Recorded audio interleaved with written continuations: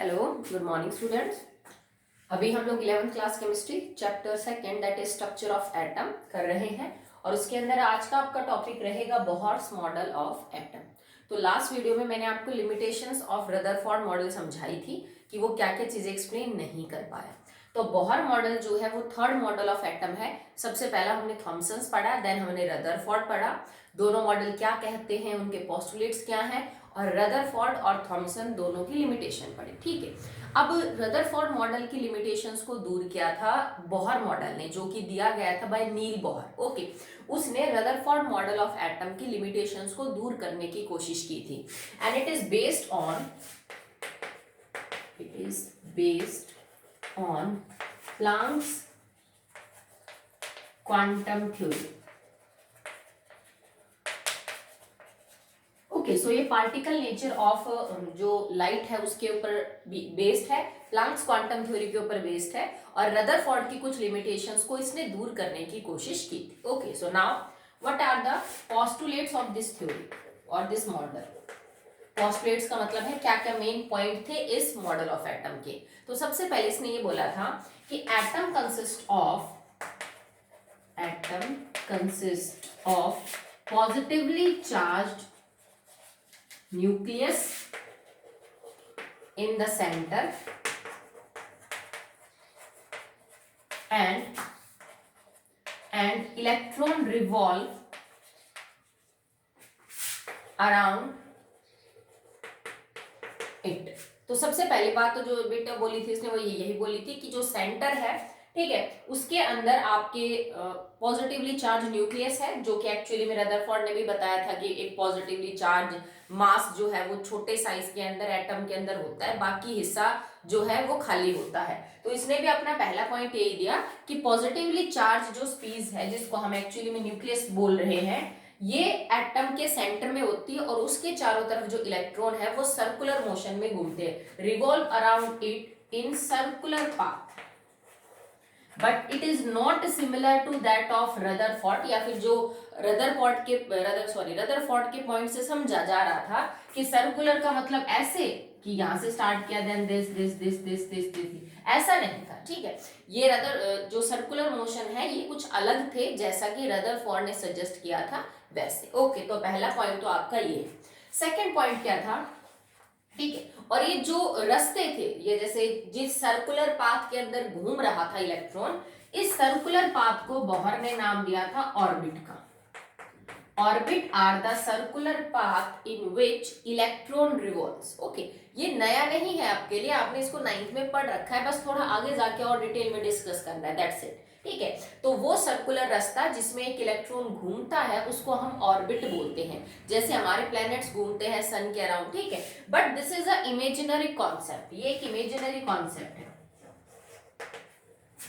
ऐसे कोई रास्ते नहीं होते हैं कि आपको एटम के अंदर ये जगह देखने को मिलेगी कि पाथ बना हुआ है जिसमें इलेक्ट्रॉन घूम रहा है। जैसे आपने कई बार ग्राउंड देखा होगा रेस का, तो उसमें बहुत सारे ऐसे लाइन्स ही होते हैं ना, सर्कुलर पाथ से होते हैं, हर एथलीट अपने अपने पाथ के अंदर घूमता है। ऐसे नहीं बने होते हैं एटम के अंदर, ये सिर्फ हमारा हाइपोथेटिकल कॉन्सेप्ट है, हमने उसको इमेजिन कर रखा है। और बहुत सारे ऑर्बिट्स के अंदर कुछ ऑर्बिट्स होते हैं जिनकी एनर्जी फिक्स होती है।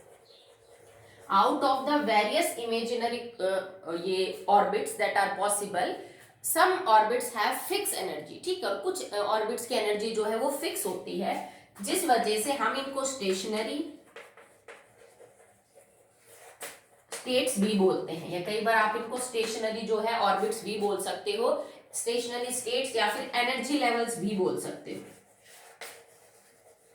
ठीक है, बोहर ने क्या कहा कि न्यूक्लियस पॉजिटिवली चार्ज है, उसके चारों तरफ इलेक्ट्रॉन सर्कुलर मोशन में जो है वो चक्कर लगाते हैं, जिस रास्ते पे वो चक्कर लगा रहे हैं उस पाथ को इसने ऑर्बिट का नाम दिया, और बोला कि ये जो ऑर्बिट है ये एक इमेजिनरी कॉन्सेप्ट है, कोई बहुत ही हार्ड लाइन ने नहीं खींच रखी एटम में कि एक इलेक्ट्रॉन इसमें ही घूमेगा। ठीक है, और ये जो सर्कुलर पाथ है ऐसा नहीं है जैसे तुम एटम की शेल बनाते हो, पहली शेल, दूसरी शेल, तीसरी, चौथी, इसका ये मतलब नहीं इन दोनों के बीच में कोई शेल नहीं है या कोई ऑर्बिट नहीं हो सकता, बिल्कुल होते हैं। ठीक है, पर कुछ ऑर्बिट्स हैं जिनकी एनर्जी जो है वो क्या होती है, फिक्स होती है।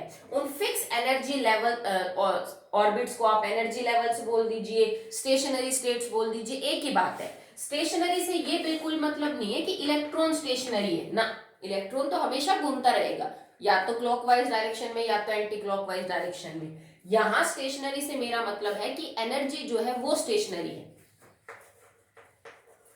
Energy is fix.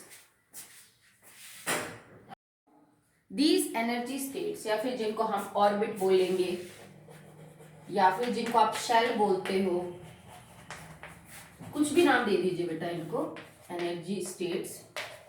ये आपने पढ़ा है 9th के अंदर, हम इनको कुछ नाम असाइन करते हैं, या तो आप इनको यू लिख दीजिए, इट इज 1 2 3 4, पहली शेल, दूसरी, तीसरी, चौथी, starting from the nucleus, nucleus से बाहर निकलते वक्त पहली शेल वो होगी जो न्यूक्लियस के पास, फिर दूसरी, तीसरी, या इन्हीं को हम नाम दे देते हैं के, एल, एम और एन, इस तरह से। जैसे ये आपका न्यूक्लियस है तो फर्स्ट शेल हो जाएगी, आप इसको 1 बोल दो या के बोल दो।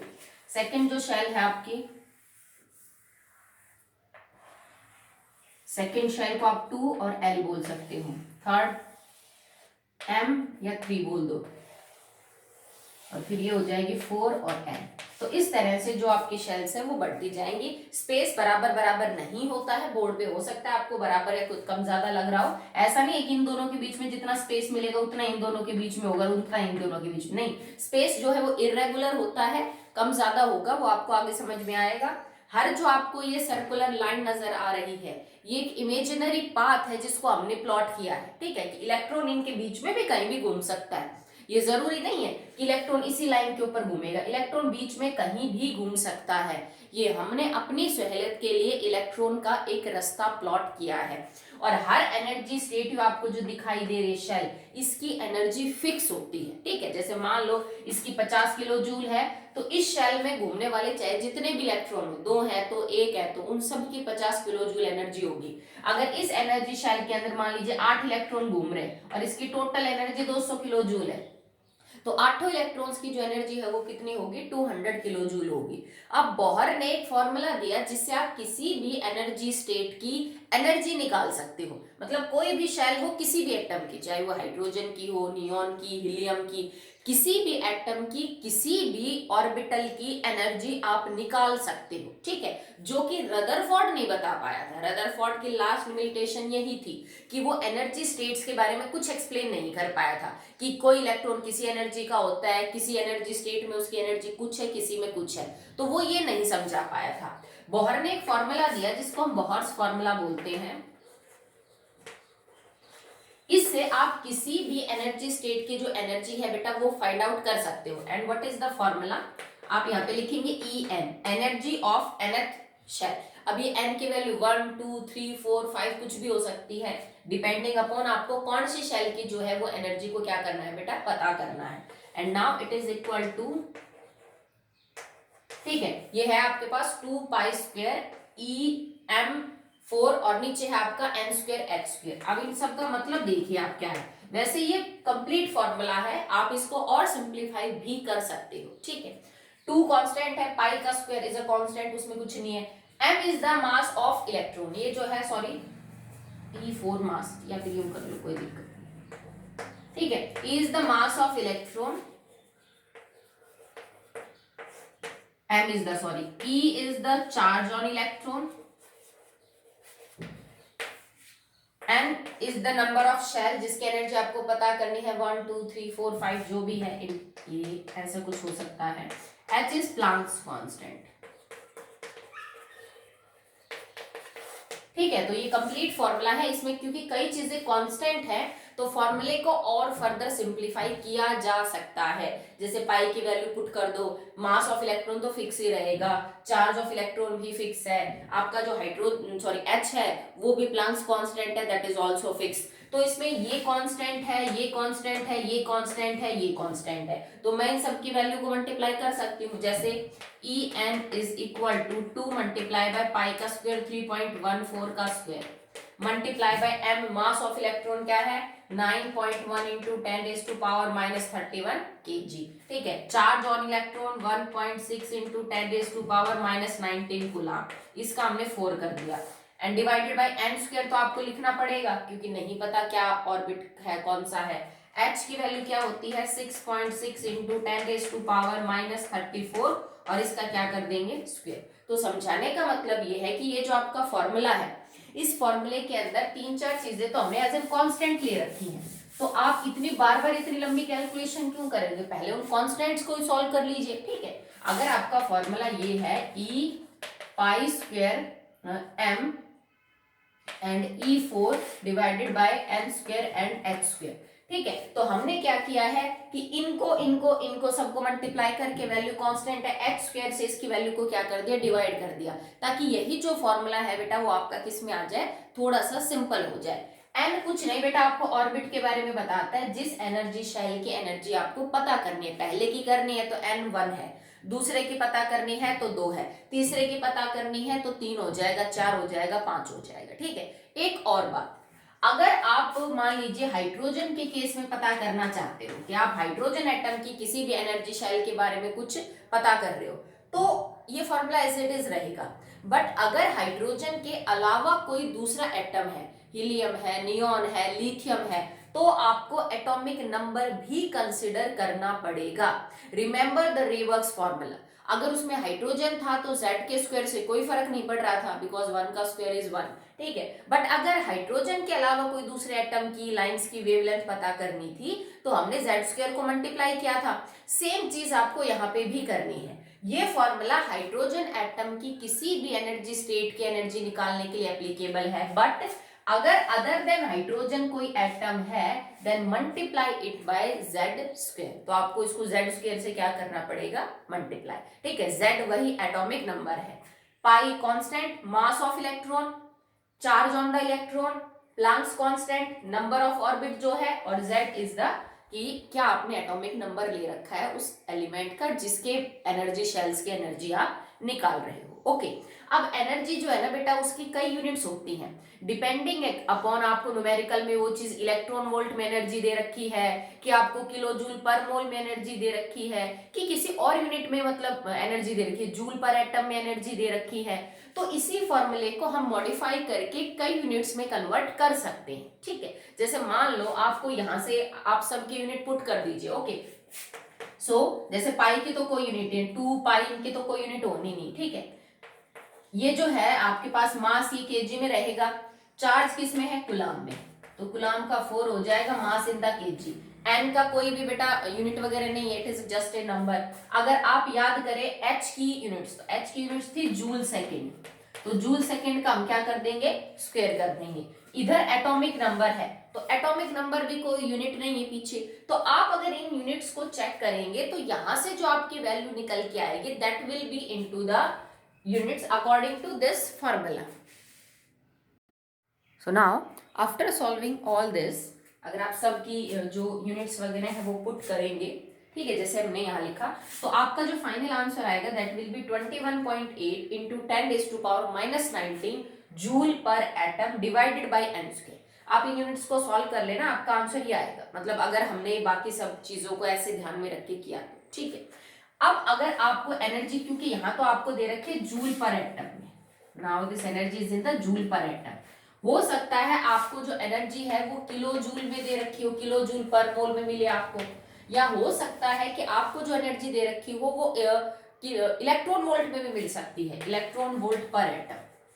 तो आप अब इसी फॉर्मूले को इन यूनिट्स के अंदर कन्वर्ट करेंगे। ठीक है, तो करना क्या है आपको, अगर इसको आपको इसमें कन्वर्ट करना है तो सबसे पहले देखो मैंने जूल को तो किस में कन्वर्ट किया किलो जूल में, तो वो तो सिंपल है, उसमें तो आप कर लोगे, कोई प्रॉब्लम नहीं है। 10⁻³ joule is equal to 1 kilo joule, कोई प्रॉब्लम नहीं है, आराम से कन्वर्ट कर सकते हो, किलो का रिलेशनशिप ही यही होता है। नाउ अगर आपको जूल पर एटम को पर मोल में कन्वर्ट करना है कि भाई ये तो एक एटम की एनर्जी है इतने जूल, एक मोल एटम की एनर्जी कितनी होगी, then multiply it by Avogadro number. तो अगर मुझे यही एनर्जी किलो जूल पर मोल में कन्वर्ट करनी है तो हम क्या करेंगे, 21.8 into 10⁻⁻19 multiply by Avogadro number.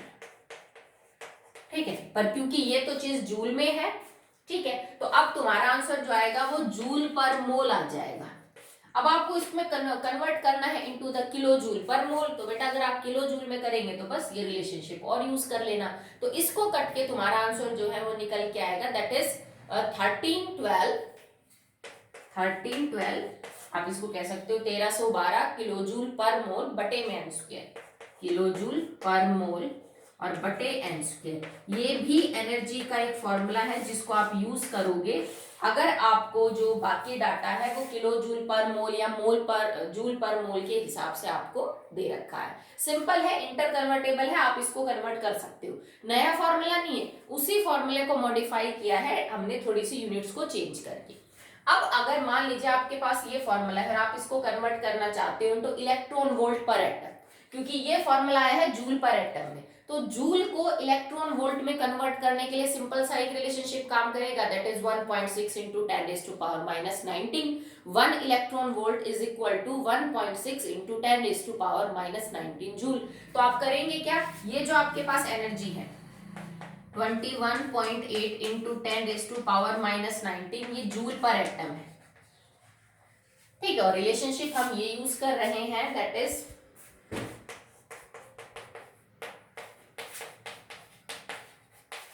ठीक है 1 electron volt is equal to 1.6 into 10⁻⁻19 joule. तो इसको इलेक्ट्रॉन वोल्ट में कन्वर्ट करने के लिए डिवाइड इट बाय 1.6 into 10⁻⁻19। तो इसको सॉल्व करोगे तो जो एनर्जी है ना ऊपर वाली, ये तुम्हारे किस में आ जाएगी, इलेक्ट्रॉन वोल्ट के अंदर आ जाएगी, इलेक्ट्रॉन वोल्ट पर एटम। और अब इसका आंसर आएगा दैट इज 13.6 बटे में एन स्क्वायर। कुछ नहीं, आपको डाटा सॉल्व करना है, एन स्क्वायर सबके नीचे रहेगा, एन स्क्वायर, ठीक है, यहाँ भी आपके पास था दैट इज एन स्क्वायर। तो ये तो रहेगा। अगर इस एनर्जी को जूल पर एटम से किलो जूल पर मोल में कन्वर्ट करना है तो पहले जूल वाली एनर्जी को किलो जूल में कन्वर्ट कर लो, फिर एवोगैड्रो नंबर से गुणा कर दो। अगर जूल पर एटम वाली एनर्जी को आपको इलेक्ट्रॉन वोल्ट पर एटम में कन्वर्ट करना है तो देखो पर एटम तो सेम ही है, बस इसको डिवाइड कर दो by 1.6 into 10⁻⁻19, that is charge present on the 1 electron. तो यही एनर्जी आपकी अब आ जाएगी, इसको सॉल्व करने के बाद अब ये आ जाएगी एनर्जी 13.6 बटे में एन स्क्वायर इलेक्ट्रॉन वोल्ट पर एटम। ये फॉर्मूला भी यूज कर सकते हैं न्यूमेरिकल्स में, ये फॉर्मूला भी यूज कर सकते हैं न्यूमेरिकल्स में, और ये फॉर्मूला भी यूज कर सकते हैं न्यूमेरिकल्स में। एक ही फॉर्मूले को हमने तीन तरह से इंटर कन्वर्ट किया है डिफरेंशिएटिंग बाय द यूनिट्स को थोड़ा ध्यान में रखते हुए।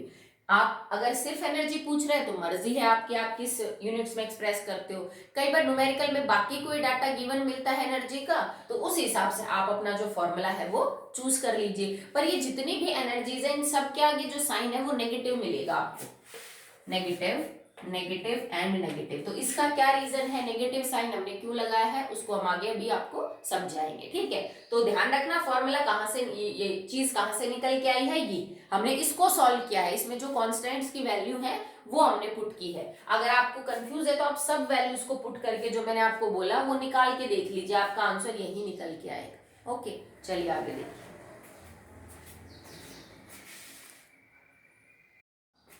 If we write the expression for energy, for example आपने ये expression यूज किया,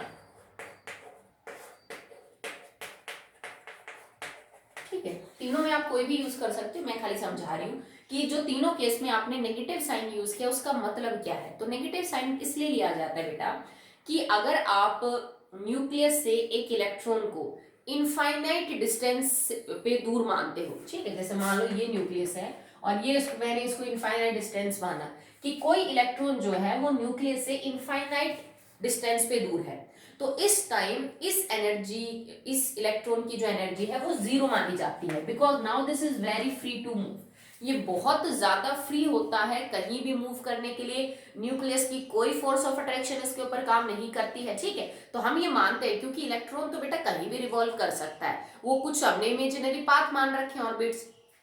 तो अगर आपका जो इलेक्ट्रॉन है वो इनफाइनाइट डिस्टेंस दूर है न्यूक्लियस से, तो कोई फोर्स ऑफ अट्रैक्शन उस पर काम नहीं करती है, वो इलेक्ट्रॉन बिल्कुल फ्री है, ठीक है, और उस टाइम उसकी एनर्जी जीरो मानी जाती है। अब अगर ये इलेक्ट्रॉन न्यूक्लियस की तरफ अप्रोच करेगा तो इनमें फोर्स ऑफ अट्रैक्शन बढ़ेगा, because electron carries negative charge, this carries positive charge, तो इनमें फोर्स ऑफ अट्रैक्शन बढ़ेगा। तो बेटा जब भी फोर्स ऑफ अट्रैक्शन बढ़ेगा मतलब स्टेबिलिटी बढ़ेगी, और स्टेबिलिटी बढ़ती है तो एनर्जी घटती है। तो जब ये इलेक्ट्रॉन इसकी तरफ फोर्स ऑफ अट्रैक्शन फील करेगा तो energy will be released, energy will be released. अब एक बात बताओ, आप ऑलरेडी इस इलेक्ट्रॉन की एनर्जी जीरो मान के बैठे थे कि इनफाइनाइट डिस्टेंस पे दूर है तो एनर्जी जीरो है। अब जीरो में से भी अगर कुछ एनर्जी जा रही है तो इसका मतलब इसकी एनर्जी किस में जाएगी, नेगेटिव में जाएगी। ठीक है, तो जितने भी फॉर्मूले हैं उन सब में हमने नेगेटिव साइन इसलिए लगाया है क्योंकि हमने ये मानना है कि शुरुआत में इनफाइनाइट डिस्टेंस दूर होता है इलेक्ट्रॉन न्यूक्लियस से, और उसकी एनर्जी हम जीरो मान लेते हैं उस टाइम। जब electron force of attraction feel करता है न्यूक्लियस से, वो न्यूक्लियस के पास आता है, उसकी तरफ खींचता है, तो धीरे धीरे एनर्जी रिलीज करता हुआ जाता है, अपनी एनर्जी घटाता हुआ जाता है। और ये एनर्जी रिलीज हो रही है, ऑलरेडी जीरो थी तो जीरो से कम और क्या हो सकता है, नेगेटिव। इस वजह से हमने एनर्जी के हर फॉर्मूले में जो साइन है वो क्या लगा रखा है बेटा, नेगेटिव लगा रखा है। ठीक है, अब अगर तुम्हारे पास एनर्जी शेल 1 है, जैसे n की वैल्यू एक बार 1 ले लो, एक बार 2 ले लो, एक बार 3 ले लो, एक बार 4, एक बार 5, और सबसे सिंपल हाइड्रोजन का ही केस आप डिस्कस कर लो। ठीक है, जैसे मैं फॉर्मूला लिखूं, यहाँ n की वैल्यू 1 है, सो E1 इज इक्वल टू -13 12 1 का स्क्वायर, और z की वैल्यू तो क्या हो जाएगी 1। ये मैं हाइड्रोजन एटम के लिए कर रही हूँ। ठीक है, तो पहली एनर्जी शेल की जो एनर्जी आपके पास है वो -13-12 किलो जूल पर मोल हो गई। ठीक है, सेकंड केस में क्या हो जाएगी -13-12, और यहाँ पे 2 का क्या हो जाएगा आपका स्क्वायर, 2 का स्क्वायर मतलब 4। तो आप इसको सॉल्व करोगे तो आपका आंसर आ जाएगा -328 किलो जूल पर मोल। इसका मतलब इसमें और इसमें आप डिफरेंस पता कर सकते हो। ठीक है, नेक्स्ट अब यहाँ पे 3 का स्क्वायर आ जाएगा तो 3 3 जा 9, -13 12 बटे में 9, 4 का स्क्वायर करोगे तो -13 12 डिवाइडेड बाय 4 4 जा 16। ठीक है, तो इसको सॉल्व करेंगे तो -145.8 किलो जूल पर मोल आपका आंसर आएगा। अगर आप इसको सॉल्व करोगे 4 का स्क्वायर तो आपका आंसर आएगा 82 किलो जूल पर मोल, और ये सब नेगेटिव में है। बट अगर आप इसको मैथमेटिकली चेक करो तो देखो ये नेगेटिव, एक तो आपके पास ये टर्म है, ये वाली और ये वाली, तो -328 ज्यादा बड़ा होता है कि -1312। ठीक है, तो नेगेटिव अगर ये दोनों है दैट इज -1321 और -328, तो मैथमेटिकली तो इसमें से ये बड़ा है भाई, जो नेगेटिव में जो नंबर कम होगा वो ज्यादा बड़ा होगा एज कंपेयर टू दिस। इतना आप समझते हो।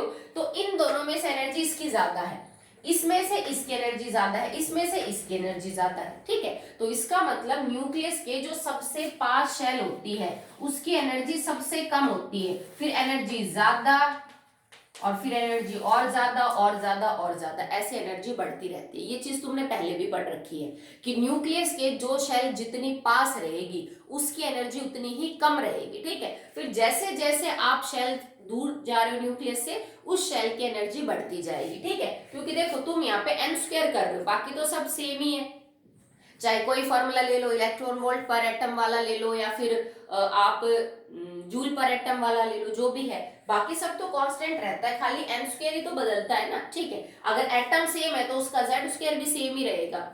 जैसे जैसे आप एक बार आप 1 से डिवाइड कर रहे हो, एक बार आप 4 से डिवाइड कर रहे हो, एक बार आप 9 से, एक बार 16 से, तो अगर नेगेटिव साइन ना होता तो ये सबसे बड़ा, फिर छोटा, फिर छोटा, फिर छोटा ही होता, पर क्योंकि ऑलरेडी नेगेटिव साइन है एनर्जीज के आगे, तो ये एनर्जी सबसे कम, फिर ये ज्यादा, फिर ज्यादा, फिर ज्यादा, बिकॉज -1312 से बड़ा होता है मैथमेटिकली -328।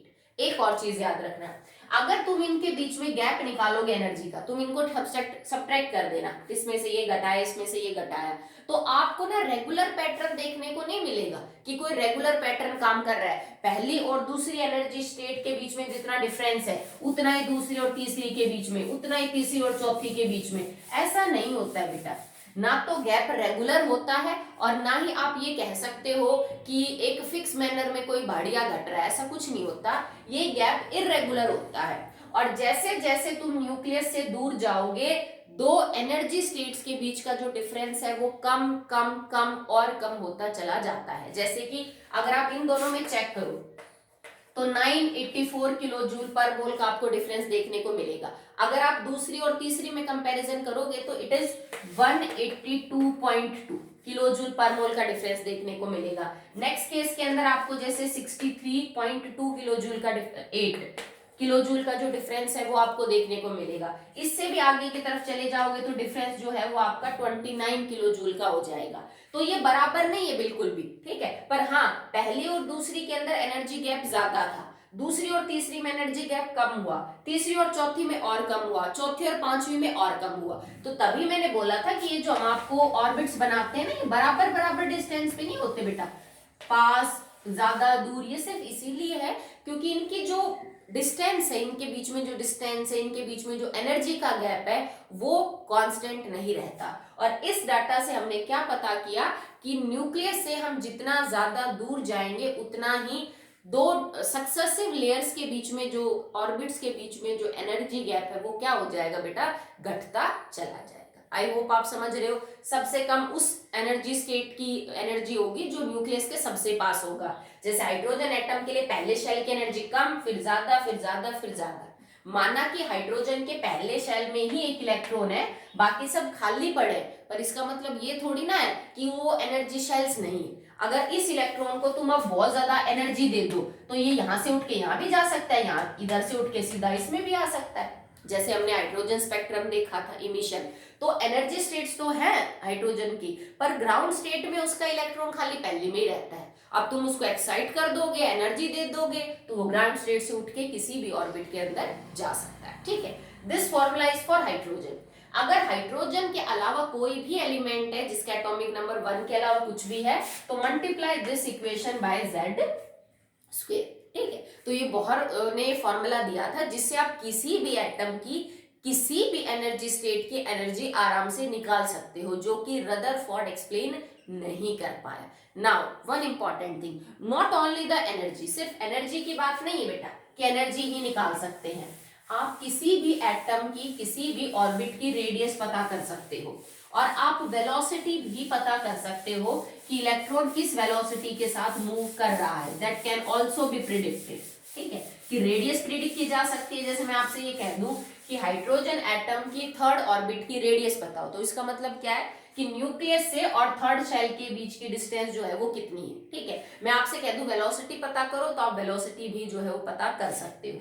सो रेडियस के लिए फॉर्मूला रहेगा r n a naught. A naught बेटा एक्चुअली में एक कांस्टेंट है जिसकी वैल्यू आपको याद होनी चाहिए, तब जाके आप इसको सॉल्व कर सकते हो। एन एंड बटे में जेड। तो ये रेडियस निकालने के लिए आपके पास जो है एन का स्क्वायर, ये जो है रेडियस निकालने के लिए आपके पास फॉर्मूला है। एन का मतलब नंबर ऑफ ऑर्बिट। आपने ये जो रेडियस निकालनी है ये कौन से ऑर्बिट की निकालनी है, पहले की, दूसरे की, तीसरे की। A naught is the constant and it is equal to 52.9 picometre. अब इसका सीधा सा मतलब है कि n की कोई यूनिट्स है नहीं, z की कोई यूनिट्स है नहीं, ए नॉट तुमने पिकोमीटर के अंदर ले रखा है, ठीक है। अगर ये पिकोमीटर के अंदर है तो जो आपकी रेडियस आएगी वो भी क्या आएगी बेटा, पिकोमीटर के अंदर ही आएगी, सिंपल सी बात है, ठीक है। और अगर तुम यहाँ पे n की वैल्यू 1 कर दो, जैसे मैं यहाँ पे n की वैल्यू 1 करूँ, फर्स्ट ऑर्बिट की निकालनी है, और मान लो हाइड्रोजन का ही एटम है, तो क्या कर दिया 52.9 मल्टीप्लाई बाय 1 का स्क्वायर डिवाइडेड बाय 1 का स्क्वायर। तो एक्चुअली में ये जो 52.9 पिकोमीटर है ये क्या है आपके पास, it is the radius of first energy state. ये आपकी पहली एनर्जी स्टेट की रेडियस है in case of hydrogen atom. अगर आपका एटम हाइड्रोजन है तो न्यूक्लियस से और पहले वाले शेल के बीच की जो रेडियस है that is equal to 52.9 picometre, ये इतनी है, ठीक है। तो ये हमने एज एन कांस्टेंट ले रखा है, इसको हम ए नॉट बोल रहे हैं। Radius of any orbit, first, second, third, fourth, fifth, six जो भी है, is equal to a naught multiply by n square. N is the number of orbit जो आप ले रहे हैं। अगर हाइड्रोजन के लिए है तो फॉर्मूला और भी सिंपल हो जाएगा, आपको Z लगाने की जरूरत नहीं है। अगर हाइड्रोजन के अलावा कोई भी एटम है, लिथियम है, हीलियम है, तो फिर आपको यहाँ पे क्या मल्टीप्लाई करना पड़ेगा, Z भी मल्टीप्लाई करना पड़ेगा, दैट इज एटॉमिक नंबर। कर लोगे, सिंपल है। इसको हम बोहर रेडियस भी बोल देते हैं। This formula is also known as Bohr's formula for radius, और ये जो ए नॉट है इसको हम बोहर्स रेडियस भी बोल देते हैं।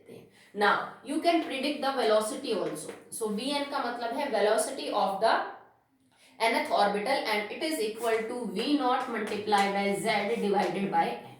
अब V naught यहाँ पे क्या है बेटा, V naught is also the velocity that is fixed and it is equal to 2.1 88 into 10⁻⁻। देखो अब ये जो यूनिट्स आपको दे रखे हैं it is in the centimetre second inverse. आप चाहो तो इसको कन्वर्ट कर सकते हो इनटू मीटर और जो भी आपको यूनिट्स दे रखी हैं, ठीक है। तो it is 10⁻8 centimetre second.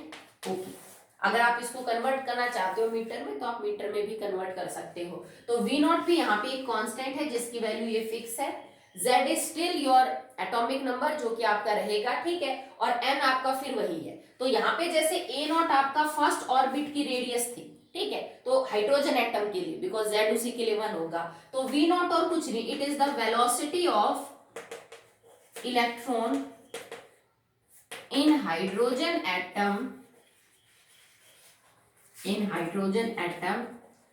In first orbit.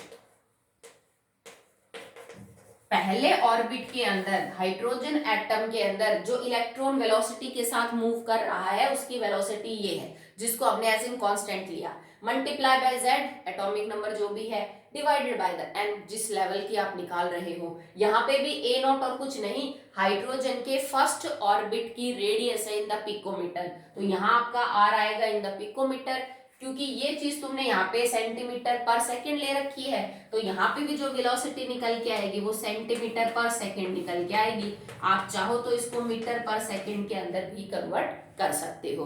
तो देखो बोहर ने कितनी इंपॉर्टेंट बातें बताई, उसने किसी भी एटम की किसी भी एनर्जी स्टेट की एनर्जी निकालनी बताई। आप उसकी वेलोसिटी निकाल सकते हो कि उस पर्टिकुलर एनर्जी स्टेट में जो इलेक्ट्रॉन घूम रहा है उसकी वेलोसिटी क्या है, उस पर्टिकुलर एनर्जी स्टेट की रेडियस क्या है, कि न्यूक्लियस से वो कितनी डिस्टेंस दूर है। तो ये तीनों चीजें बहुत यूजफुल है बोहर मॉडल ऑफ एटम में। That's why it is the most successful model in case of atom. Atom के स्ट्रक्चर के हिसाब से सबसे इंपॉर्टेंट कंट्रीब्यूशन माना जाता है किसका, बोहर का। ठीक, आगे देखिए बेटा, बोहर मॉडल को पढ़ने के बाद कुछ पॉइंट्स है जो निकल के आए हैं जिनको हम डिस्कस करेंगे। ओके, सो फर्स्ट जो है वो is energy of orbitals are quantized. ठीक है, क्वांटानाइज्ड क्या होती है ये टर्म मैं आपको ऑलरेडी समझा चुकी हूं, ठीक है। तो क्वांटाइज्ड, ठीक है, क्वांटानाइज्ड जो है वो एक्चुअली में उसका मतलब क्या हो जाएगा कि जो मल्टीपल में बढ़ती है कोई एनर्जी, या फिर यूं समझ लीजिए फिक्स है। ऐसा नहीं है कि आप किसी भी ऑर्बिटल के अंदर कोई भी इलेक्ट्रॉन किसी भी एनर्जी के साथ घूम रहा है। जैसे अभी मैंने आपको बताया कि पहले हाइड्रोजन के पहले लेवल की जो एनर्जी है वो -13-12 है, उसके बाद दूसरे कितनी, तीसरे कितनी, चौथे कितनी, because you have the formula to predict the energy of any orbit of any atom. तो आप इस बात को समझते हैं कि उनकी वैल्यू डेफिनेट है, फिक्स है। ऐसा नहीं है कि किसी भी एनर्जी में किसी भी ऑर्बिटल में कोई भी इलेक्ट्रॉन घूम रहा है। तो अकॉर्डिंग टू बोहर्स पोस्टुलेट कि energy of each orbit in every atom has some fix value, and that's why we can say that energy of it is not orbitals, it is orbits. Energy of orbits are quantized, ये quantized होती है, fix होती है, ठीक है। Second चीज, not only energy but the angular momentum, angular momentum of the electron is also quantized. वो भी क्या होता है बेटा, क्वांटाइज्ड होता है। अब एंगुलर मोमेंटम क्या होता है, it is movement of inertia multiply by angular velocity. It is movement of inertia, ये आप जानते हो, आपने 10th में पढ़ा है इसको, मल्टीप्लाई बाय एंगुलर वेलोसिटी, ठीक है। और इसका जो फॉर्मूला होता है that is equal to mvr, ठीक है। तो एंगुलर मोमेंटम को हम mvr से जो है वो रिप्रेजेंट करते हैं। जब इलेक्ट्रॉन घूमता है तो उसका अपना एंगुलर मोमेंटम होता है। Mass of the electron, radius, जिस भी ऑर्बिट के अंदर आप बात करें, जैसे पहले इलेक्ट्रॉन शेल के इलेक्ट्रॉन की, दूसरे शेल के, तीसरे शेल के इलेक्ट्रॉन की, तो r is the radius of the orbit, की उस ऑर्बिट की रेडियस क्या है। जो v है it is the tangential velocity of that electron, उसकी वेलोसिटी कितनी है। तो mvr the angular momentum of electron is also quantized, और वो किसके बराबर होता है, it is equal to nh upon में 2π। ये निकाला गया कि किसी भी इलेक्ट्रॉन का एंगुलर मोमेंटम, चाहे वो किसी भी ऑर्बिट के अंदर घूम रहा हो, उसकी वैल्यू nh डिवाइडेड बाय 2π होती है। n is the number of orbit, पहला, दूसरा, तीसरा। h इज प्लैंक्स कांस्टेंट, पाई की वैल्यू आपको पता है भाई, अगर पहले ऑर्बिट के लिए n1 है तो दूसरे के लिए क्या हो सकता है 2h अपॉन में 2 पाई, 3h अपॉन में 2 पाई, या फिर 4h अपॉन में 2 पाई। ये वैल्यू तो कभी नहीं मिल सकती ना, 2.2h बटे में 2 पाई या 3.6h बटे में 2 पाई, ये वैल्यूज तो आपको कभी भी नहीं मिल सकती। मतलब हमेशा जो एंगुलर मोमेंटम है वो इसके मल्टीपल में बढ़ेगा, या तो n1 होगा या 2, या तो इसका दुगुना मिलेगा, इसका तिगुना या 4 गुना या 5 गुना, ठीक है। कभी भी यही नहीं होगा कि बीच की वैल्यूज आपको देखने को मिलेंगी। तो ये भी बोला उसने कि not only the energy of the orbits are quantized, it is also the angular momentum that is quantized, और वो भी फिक्स मल्टीपल में ही बढ़ेगा और घटेगा, ठीक है। अब और चीज देखिए नेक्स्ट, इसमें थर्ड बात जो इसने बोली वो ये थी कि इलेक्ट्रॉन जो है ना जब अपने ऑर्बिट में घूमता है तो उसकी एनर्जी जो है वो फिक्स है। इलेक्ट्रॉन हैज फिक्स एनर्जी, ठीक है, फिक्स एनर्जी होती है उसकी, चाहे वो फर्स्ट ऑर्बिट में हो, सेकंड में हो, थर्ड हो, और वो उस फिक्स एनर्जी के साथ लगातार रिवॉल्व करता रहता है अपने ऑर्बिट में, ना वो एनर्जी रिलीज करता है ना एब्सॉर्ब करता है, बिकॉज ऑर्बिट्स कुछ इस तरह से है। तो मान लो तुम्हारा एक इलेक्ट्रॉन सेकंड ऑर्बिट में है तो इसकी कुछ फिक्स एनर्जी है, मान लो फिलहाल इसकी 200 किलो जूल है, तो 200 किलो जूल एनर्जी के साथ ये इलेक्ट्रॉन इसी ऑर्बिट में लगातार रिवॉल्व करता रहेगा विदाउट एब्जॉर्बिंग और evolving any kind of energy. तो इस ऑर्बिट में ये इलेक्ट्रॉन घूमेगा तो उसकी जो एनर्जी है वो फिक्स रहेगी और वो उसी वैल्यू के साथ लगातार घूमता रहेगा। ये आपको कैसे पता चला कि इसमें ये इलेक्ट्रॉन है? ये जब हम कॉन्फ़िगरेशन के हिसाब से इलेक्ट्रॉन भरते हैं तो हर शेल में कितने होते हैं आपको जानते हो आप सब, ठीक है। तो ये मैं इस इलेक्ट्रॉन की ग्राउंड स्टेट बोलूंगी, मतलब according to the electronic configuration जब आपने इलेक्ट्रॉन्स को भरा तो जिस स्टेट में इलेक्ट्रॉन आ रहा है वो उसकी ग्राउंड स्टेट, या कई बार हम इसको नॉर्मल स्टेट भी बोल देते हैं, ठीक है। अब इसकी एनर्जी कम है इसके मुकाबले और इस स्टेट की एनर्जी क्या है, ज्यादा है। इलेक्ट्रॉन अपनी जगह छोड़ के हायर एनर्जी लेवल में जा सकता है कब? अगर आप इस इलेक्ट्रॉन को एनर्जी बाहर से देते हैं, if energy is supplied to this electron, supplied to this electron, अगर तुम किसी भी फॉर्म में इस इलेक्ट्रॉन को एनर्जी दे दो, तो मान लो फिलहाल तो इसकी 200 किलो जूल है क्योंकि ये उसी ऑर्बिट में घूम रहा है, तुमने इसको 200 किलो जूल एनर्जी बाहर से दे दी, now the energy becomes 400 kilo joule, और इस ऑर्बिट में 400 किलो जूल वाला तो नहीं रह सकता। अगर मान लो अगले वाले एनर्जी शेल की एनर्जी है 400 किलो जूल, तो अब इलेक्ट्रॉन यहां से यहां जंप कर जाएगा। Okay, simple is that. अपने आप ये इलेक्ट्रॉन इस ऑर्बिट को छोड़ के नहीं जाएगा, ये इसमें घूमता रहेगा, इसको हम ग्राउंड स्टेट या नॉर्मल स्टेट बोल लेंगे। पर अगर आप बाहर से कोई भी ऐसा काम करते हो जिससे इस इलेक्ट्रॉन को एनर्जी मिल रही है, जैसे कि तुमने हीट कर दिया एलिमेंट को, तुमने बाहर से लाइट डाल दी, इसके ऊपर लाइट डाली, तो light is also a form of energy, तुमने इसको इलेक्ट्रिक डिस्चार्ज दे दिया, इलेक्ट्रिक करंट दे दिया, किसी भी सोर्स में अगर तुमने एनर्जी प्रोवाइड करी तो एनर्जी एब्जॉर्ब करेगा इलेक्ट्रॉन, ठीक है। एनर्जी एब्जॉर्ब करेगा तो अपने ऑर्बिट से और अगले वाले ऑर्बिट में चला जाएगा, क्योंकि एनर्जी बढ़ गई तो जा सकता है बड़े हुए ऑर्बिट में, ठीक है। अब ये अगर मान लो यहां पे पहुंच गया तो इस जगह को मैं बोलूंगी excited state. Now this orbit is known as excited state, पर ये बहुत कम टाइम के लिए वहां रुकेगा। क्यों? क्योंकि एनर्जी बढ़ते बेटा इसकी स्टेबिलिटी कम हो जाती है, इनवर्स रिलेशनशिप होता है एनर्जी का और स्टेबिलिटी का। तो सून इलेक्ट्रॉन विल रियलाइज कि उसकी एनर्जी बढ़ गई ऐसा करके तो, और स्टेबिलिटी कम हो गई, तो वो क्या करता है, वो वापिस से अपनी ग्राउंड स्टेट में आने की कोशिश करता है। और 400 किलो जूल वाले को अगर 200 में आना है तो बेटा इसको 200 किलो जूल एनर्जी बाहर करनी पड़ेगी, क्योंकि ऑब्वियस सी बात है 400 किलो जूल लेके तो वो 200 वाले में आ नहीं सकता है, फिर तो फिक्स का क्या मतलब हुआ? अगर 200 किलो जूल वाले एनर्जी शेल में कोई 400 वाला इलेक्ट्रॉन है तो जब ये वापस आना चाहेगा अपनी स्टेबिलिटी के लिए तो ये 200 किलो जूल एनर्जी बाहर की तरफ रिलीज करेगा, और फिर ये वापस अपनी एक्साइटेड स्टेट से किस में चला जाएगा, ग्राउंड स्टेट में चला जाएगा। मतलब एनर्जी हर ऑर्बिट की फिक्स है, पर इसका मतलब ये नहीं है कि इलेक्ट्रॉन एक ऑर्बिट से दूसरे ऑर्बिट में जा नहीं सकते। तभी मैंने आपको बोला था कि हाइड्रोजन का अगर इलेक्ट्रॉन सिर्फ फर्स्ट ऑर्बिट में है ठीक है, इसका मतलब ये नहीं कि इसमें सेकेंड, थर्ड और फोर्थ ऑर्बिट ही नहीं होते। मान लो तुमने इसको 1000 किलो जूल एनर्जी प्रोवाइड कर दी, तो हो सकता है ये फर्स्ट से सीधा फोर्थ के अंदर जंप कर जाए, ठीक है, पर हाँ वापस भी आ जाएगा, चौथे से पहले में आएगा तो इतनी ही अमाउंट ऑफ एनर्जी रिलीज भी करेगा। कितनी एनर्जी एब्जॉर्ब या रिलीज हुई ये हमेशा फिक्स होती है, ठीक है। जैसे मान लो मुझे पता करना हो how much energy is released और absorb, that will always be fix. कैसे?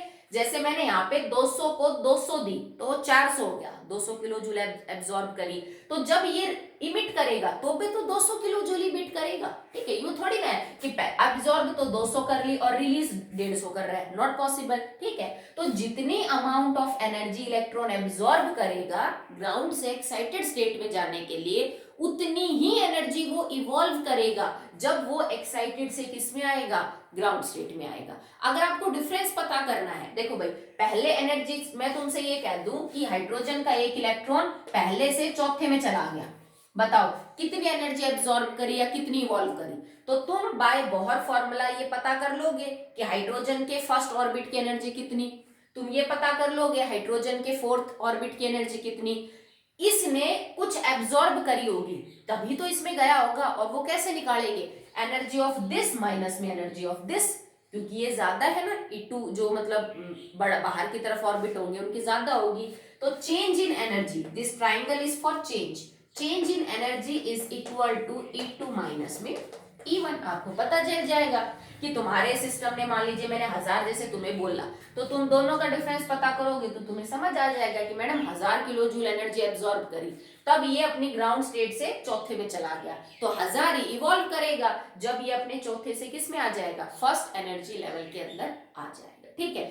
अब यही रीजन है कि प्लांक्स ने, जो मैंने बोला था ना Bohr model Planck's quantum theory के ऊपर बेस्ड है, प्लांक्स ने भी यही बोला था कि एनर्जी हमेशा एब्जॉर्ब और इवॉल्व जो होगी वो एक डेफिनेट अमाउंट में होती है, ये नहीं कि आप किसी भी अमाउंट में कोई भी एनर्जी रिलीज और एब्जॉर्ब कर रही हो। उसका कारण ही यही है कि हर ऑर्बिट की जो एनर्जी है ना बेटा वो फिक्स है, तो जब इलेक्ट्रॉन इवॉल्व और एब्जॉर्ब करता है एनर्जी को तो एक फिक्स अमाउंट का करेगा। अब मान लो है क्या, इसकी 200 थी और तुम इसकी 400 है, तो तुम मान लो 200 वाले को 100 किलो जूल एनर्जी दे दो, तो 200 प्लस 100 तो 300 ही रहेगी, वो इसमें जंप नहीं कर पाएगा, जो आपका इलेक्ट्रॉन है that will not move toward higher level.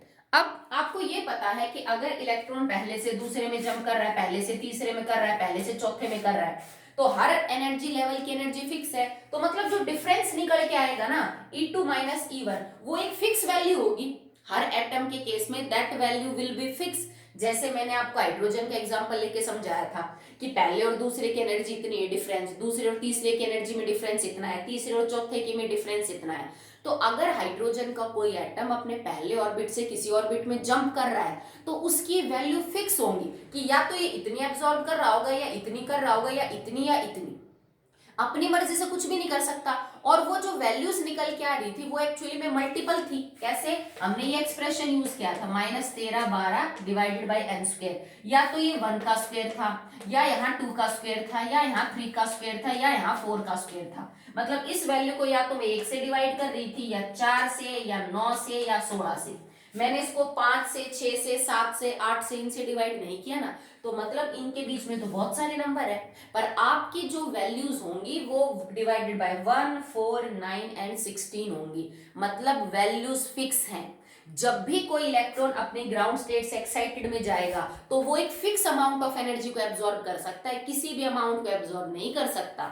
जब वो एक्साइटेड से ग्राउंड में आएगा तो भी वो एक पर्टिकुलर अमाउंट ऑफ एनर्जी को एब्जॉर्ब करेगा, इमिट करेगा, किसी को भी नहीं कर सकता है। प्लांक्स ने भी तो यही बोला था कि हर फोटोन की जो एनर्जी है, इमिटेड इलेक्ट्रॉन की जो एनर्जी है वो फिक्स है, आप किसी भी एनर्जी को नहीं ले सकते हो। उसने बोला था ना लाइट कॉन्टिन्यूअस नहीं है, वो पैकेट्स के फॉर्म में आती है, ठीक है। और फोटोन्स, हमने लाइट के पैकेट्स बोले थे एनर्जी के, और उनकी एनर्जी फिक्स थी, या तो उनकी एनर्जी hν थी, या फिर 2hν थी, 3hν थी, ऐसे बढ़ रही थी। क्यों? क्योंकि इलेक्ट्रॉन की जो एनर्जी है बेटा वो एब्जॉर्ब या इमिटेड जो भी है वो उसके ऑर्बिट्स की एनर्जी के ऊपर डिपेंड करती है, और उनकी वैल्यू क्या है? फिक्स। मतलब एनर्जी हमेशा झटकों में बढ़ेगी या घटेगी, कंटिन्यूस नहीं बनेगी, जैसे पानी पाइप से फ्लो करता है लगातार, यूं नहीं बहती एनर्जी की बहती जा रही बहती जा रही, नहीं, हमेशा झटकों में बढ़ेगी, इतनी बढ़ सकती है फिर इतनी बढ़ सकती है फिर इतनी, इतनी घटेगी फिर इतनी घटेगी फिर इतनी घटेगी। आप अपनी मर्जी से किसी भी वैल्यू को घटा और बढ़ा नहीं सकते, ये वैल्यू फिक्स होती है एनर्जी की, ठीक है। अगर किसी को पहले से चौथे में जंप करना है तो उसको इतनी एब्जॉर्ब करनी पड़ेगी, अगर वो हाइड्रोजन का एटम है तो। अगर लिथियम का एटम है तो दूसरे से चौथे में जाने में इतनी एब्जॉर्ब करनी पड़ेगी। ऐसा नहीं कि कुछ भी आप एब्जॉर्ब करवा दोगे, अगर दूसरे से उसको तीसरे में जानी है तो इतनी वैल्यू एब्जॉर्ब करनी पड़ेगी, दूसरे से पांचवें में जानी है तो इतनी वैल्यू एब्जॉर्ब करनी पड़ेगी। That's why the value of energy is quantized, वो क्वांटाइज्ड है, आपकी मर्जी के हिसाब से वैल्यू इंक्रीज और डिक्रीज नहीं होती। Okay, so that will be all in Bohr's model of atom. उसके एप्लीकेशंस क्या है, उसने रदरफोर्ड की लिमिटेशन को दूर किया, जो ये कह रहा था कि इलेक्ट्रॉन मर्ज हो जाएगा न्यूक्लियस में, उसने बोला कि रास्ता ये है, ऐसा रास्ता नहीं है ये वाला, हर ऑर्बिट अलग अलग है, मिक्स नहीं हो रहे हैं आपस में, ठीक है। फिर उसने एनर्जी भी निकाल के दिखा दी स्टेट की, जो रदरफोर्ड नहीं समझा पाया था। आगे हम स्पेक्ट्रम को भी एक्सप्लेन करने की कोशिश करेंगे according to Bohr's model of atom. That's all for that.